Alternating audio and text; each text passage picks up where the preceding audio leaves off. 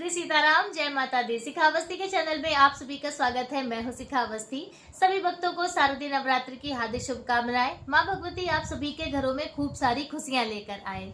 आज इस वीडियो में हम जानेंगे नवरात्रि की सरल पूजा विधि क्या है, किस प्रकार से हम महिलाएं स्वयं माँ भगवती की स्थापना अपने घर पर कर सकते हैं।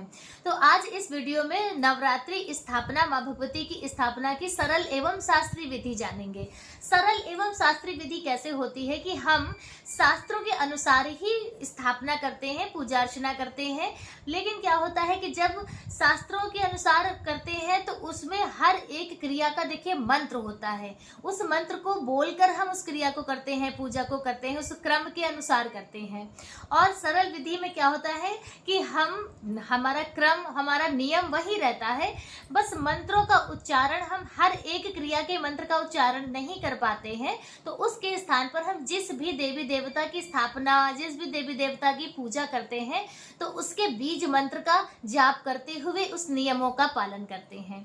तो बस इसी तरह से बहुत ही सरल तरीके से आज हम इस वीडियो में आप सभी को बताएंगे कि किस प्रकार से माँ भगवती की स्थापना आप अपने घर पर करें, ताकि माँ भगवती आपसे प्रसन्न हो, आपकी सभी मंगल कामनाएं पूरी करें और आपके जीवन की सभी जो भी तकलीफें हैं, परेशानियां हैं, उन्हें दूर करें और खूब सारी खुशियां आपके घर पर आए, आपको आपकी पूजा का पूर्ण फल प्राप्त हो। तो चलिए वीडियो को प्रारंभ करते हैं। वीडियो पूरा देखिएगा, अच्छा लगे तो लाइक कमेंट शेयर कीजिए। चैनल पर यदि पहली बार आए हैं तो चैनल को सब्सक्राइब कीजिए। देखिए, कोई भी पूजा अगर बताते हैं तो विधि बताने में वीडियो थोड़ा सा लंबा हो जाता है, तो इसलिए प्लीज वीडियो को स्किप ना करें। हो सकता है कोई बहुत जरूरी बात आपके बीच में ही छूट जाए, तो वीडियो स्किप ना करें, बगैर स्किप किए पूरा वीडियो देखें। अब हम देखिए, जब भी आप माता की जब पूजा करेंगे तो सारी सामग्री आपको पहले से एकत्रित कर लेनी है। सभी सामग्री में आपको गंगा जल का छिड़काव करके सभी सामग्री को पवित्र कर लेना है और फिर आपको अपने आसन पर विराजमान होना है। याद रखिएगा, जब आप आसन पर विराजमान हो जाएंगे उसके बाद आपको आसन से उठना नहीं है। ऐसा नहीं है कि बार बार आप उठ उठ के अपना सामान लेने जा रहे हैं, इससे अपराध लगता है, तो इस बात का आप विशेष ध्यान रखें। अब हम पूजन को प्रारंभ करते हैं। तो माता की चौकी की स्थापना करने में आपको लकड़ी की एक चौकी चाहिए और उस चौकी पे आपको लाल रंग का कपड़ा बिछाना है। लाल रंग शक्ति का प्रतीक होता है, इसलिए माँ भगवती की पूजा में हमें लाल रंग का ज्यादा से ज्यादा प्रयोग करना चाहिए। लाल रंग का कपड़ा बिछाकर उस कपड़े पे आप, उस चौकी पे आपको थोड़े से अक्षत और पुष्प डालकर फिर माता की फोटो, मूर्ति जो भी आपके पास हो उन्हें आप विराजमान करेंगे। और फोटो या माँ भगवती को विराजमान करने के बाद आप पूजा का अब सबसे पहले दीप प्रज्वलित कर लीजिए। आप अखंड ज्योति की स्थापना कर रहे हैं तो आप अखंड ज्योति अपनी जला लें। आप यदि नहीं अखंड ज्योति की स्थापना कर रहे हैं तो आप एक दीप प्रज्वलित करके रख लें। जब से आपकी पूजा प्रारंभ होगी और क्षमा प्रार्थना तक आपका वो दीपक जो है वो जलना चाहिए। तो जैसा भी आपका दिया हो आप अपना दीपक प्रज्वलित कर लें और फिर आप स्वयं अपने व्रत का, अपने अनुष्ठान का संकल्प लीजिए। यह संकल्प आपको पहले दिन ही लेना होगा। याद रखिएगा, जो भी पूजा आप 9 दिनों तक लगातार कर पाए उसी का आपको संकल्प लेना है, क्योंकि संकल्प लेने के बाद फिर उसे पूर्ण जरूर करना चाहिए। ऐसा नहीं कि पहले दिन बहुत भाव में आपने बहुत कुछ करने का संकल्प ले लिया और फिर व्यस्तता के कारण आप वो ना कर पाए, तो उस स्थिति में फिर अपराध लगता है। तो आपको इस बात का भी ध्यान रखना है। आप अपने सामर्थ्य अनुसार ही संकल्प लें कि आप माता भगवती के सप्तशती का पाठ करेंगे, आप नाम जाप करेंगे, आप इतने मंत्रों का जाप करेंगे। जैसा भी आप कर पा रहे हो, जैसा आपके पास समय हो, उसी तरह से, उसी हिसाब से आप अपना संकल्प लीजिए। संकल्प अपना लेने के बाद फिर आप पूजन प्रारंभ करें। दीप प्रज्वलित आपका हो चुका है। अब हम घट की स्थापना करेंगे। घट स्थापना के लिए आपको माटी का एक प्याला चाहिए, उसमें आप शुद्ध साफ सुथरी माटी भर लीजिए और माटी भरने के बाद उसमें आपको जौ होते हैं वो आपको बो देने हैं। बोने के बाद फिर आपको उसके ऊपर अष्टदल कमल बनाना है। तो आप आटे से या हल्दी से अष्टदल कमल बना सकते हैं। अष्टदल कमल बनाने के बाद आप उस पर अपना कलश रखिए। आप धातु का, मिट्टी का, जो भी कलश आप ले रहे हैं तो खाली कलश आप उसके ऊपर रखेंगे। फिर आप उस पर गंगा जल का छिड़काव कीजिए। गंगा जल का छिड़काव करने के बाद उस कलश में आपको गंगा जल और फिर उसके बाद साफ स्वच्छ जल पूरा भरना है। पूरे कलश को आपको भर देना है साफ सुथरे जल से। और उसके बाद आपको कलश पे मौली बांधनी है। तो जो मौली आप बांधेंगे वो 5, 7 या 9 की संख्या में आपको कलश के गले में वो जो कलावा है वह बांधना है। बांधने के बाद अब हम क्रमबद्ध तरीके से कलश में सभी वस्तुएं डालेंगे। देखिए जो कलश में जो वस्तुएं हम डालते हैं वह हमें क्रमबद्ध तरीके से ही डालना चाहिए। तो आपको आप गंगा जल और जल डाल चुके हैं, उसके बाद आपको उसमें चंदन, हल्दी की गांठ, दूर्वा, पंचपल्लव, कुसा, सुपारी, सिक्का। सिक्का यदि चांदी का हो तो बहुत अच्छी बात है, नहीं तो आप नॉर्मल सिक्का भी उसमें डाल सकते हैं।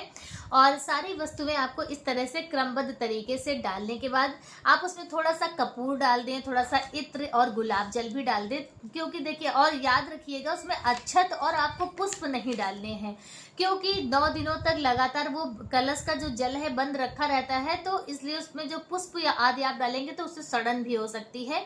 और देवी देवताओं में खुशबू ज्यादा महत्व रखती है, किसी भी तरह की दुर्गंध नहीं आनी चाहिए, तो इसलिए आप पुष्प उसमें ना डालें। दूर्वा आप डाल सकते हैं और कुश घास आप डाल सकते हैं।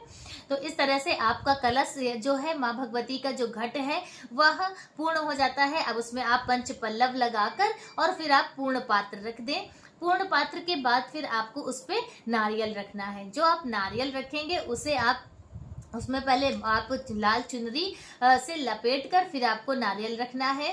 नारियल आप जो रखेंगे तो नारियल का जो मुख है वो आपकी तरफ होना चाहिए, पूजा करने वाले की तरफ जो नारियल का मुख होता है वो होना चाहिए।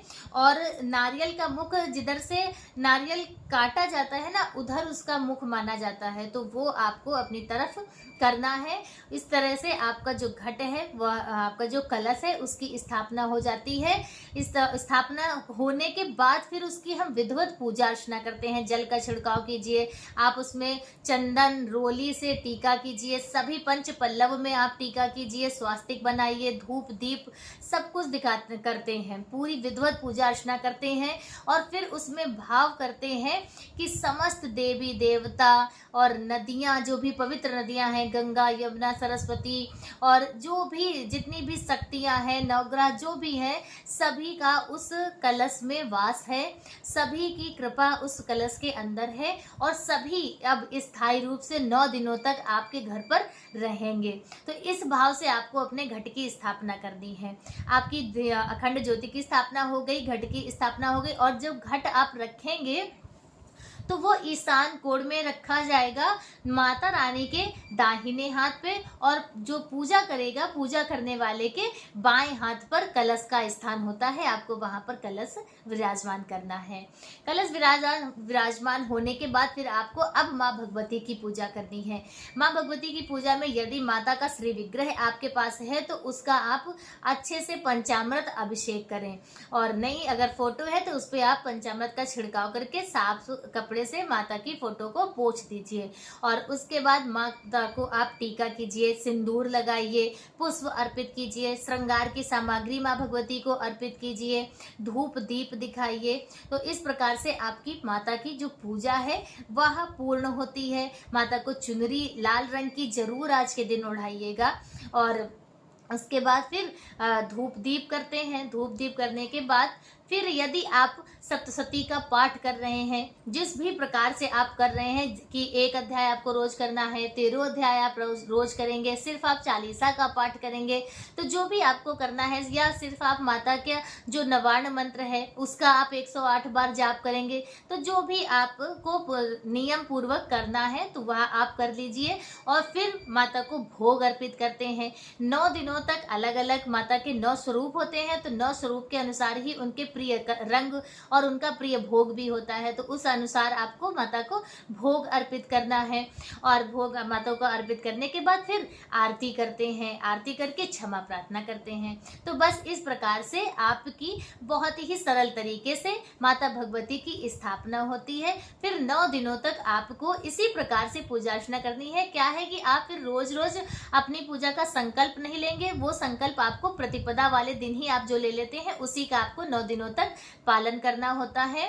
और और बाकी पूजा आपकी 9 दिनों तक लगातार उसी तरह से होगी। सुबह और शाम दोनों समय माता की पूजा अर्चना करते हैं, क्योंकि देखिए नवरात्रि में ना रात्र की पूजा का ज्यादा महत्व बताया गया है।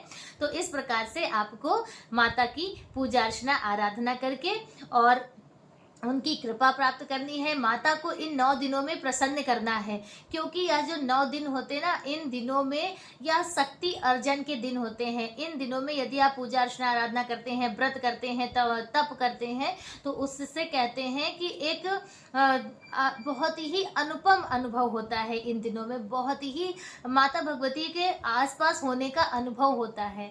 तो इस माता भगवती आप सभी की जो भी मंगल कामनाएं हैं वह पूरी करें। शारदीय नवरात्रि की सभी भक्तों को हार्दिक शुभकामनाएं। माता भगवती की पूजन विधि से संबंधित आज का वीडियो मेरा बस इतना ही।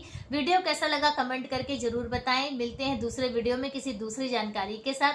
तब तक के लिए श्री सीताराम, जय माता दी।